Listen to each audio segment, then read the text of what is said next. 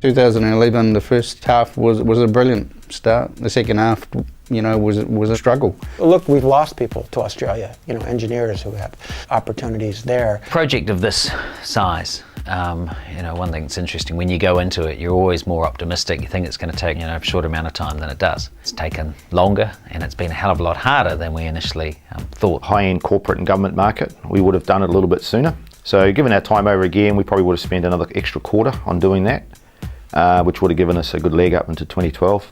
As it is, we're just playing catch up.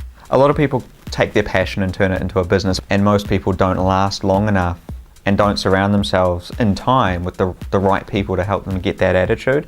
I never did, and my business took so long to grow. One of the big pushes for us this year was to go into the pay monthly, so it's a whole new set of products and complexity. We may have pushed a little bit quickly into some of those areas. If I had it to do over again, I'd probably do it the same way, but the reality is we're still cleaning up some of that. And starting anything new is a lot harder than we think up front. So what we've found is that, creating relationships with new players, people think in different ways. One of the experiences we've found is that we need to change how we think. But what you've got to do is you've really got to celebrate those small wins along the way, which are a key part of kind of motivating the team and the business. Had I surrounded myself with the right people sooner and actually thought about and planned what I was doing, the business would probably be entirely different now, probably a lot larger. People is if I think about things, making decisions about people, finding people who are really aligned with the mission and who are excited about doing it. What I've done with my team this year is purposely sat back and let them get on and get it done. These guys have sort of stepped up,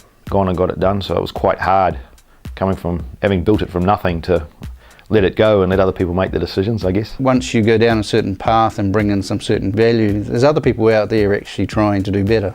And that's a good thing, because it keeps us on our toes and keeps us advancing. Things are hard because you're the first person often doing them.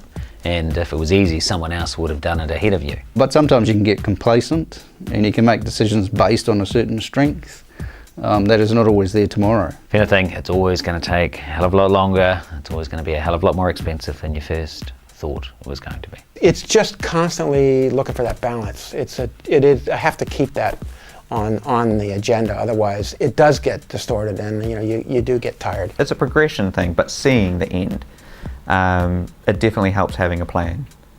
You have to have a plan, otherwise you're just never going to get there.